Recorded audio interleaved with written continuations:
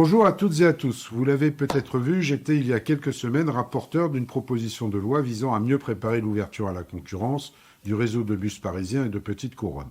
Je vous en parle aujourd'hui parce que la commission mixte paritaire, au cours de laquelle députés et sénateurs essaient de se mettre d'accord sur une version du texte, a eu lieu mercredi et que nous avons trouvé un compromis. Concrètement, ce texte a conservé ses fondamentaux, à savoir le renforcement de la protection des salariés qui pourrait être transféré vers un nouvel opérateur, l'échelonnement sur 2 ans de l'ouverture effective des différents lots à la concurrence pour éviter un grand soir au 31 décembre 2024, ou encore la possibilité pour Île-de-France Mobilité de monter rapidement en compétence sur certaines missions nouvelles. Autant de mesures pourtant mieux-disantes socialement, auxquelles s'est d'ailleurs opposée la gauche, la même qui avait négocié il y a 10 ans avec la Commission européenne cette ouverture à la concurrence.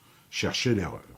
Les débats en commission mixte paritaire ont essentiellement porté sur le rôle de l'autorité de régulation des transports. L'Assemblée avait en effet décidé de la décharger de la responsabilité de l'arbitrage d'éventuels conflits à venir dans le cadre de cette ouverture à la concurrence, celle-ci n'en ayant ni la compétence ni les moyens. Les sénateurs ont cependant absolument tenu à maintenir cette compétence dans le giron de l'ART, au risque donc de mettre en péril ses autres missions fondamentales, voire d'aboutir à des décisions qui seront systématiquement contestées et donc des procédures infinies. Je ne m'étendrai pas sur les raisons qui ont poussé les sénateurs à être si inflexibles, tant elles me semblent relever de querelles politiciennes loin, très loin des considérations d'intérêt général qui devraient tous nous animer. Le fait est que face à la perspective d'une CMP non conclusive, les députés ont accepté de faire marche arrière sur ce point que je dirais annexe, pour sauver l'ensemble du texte.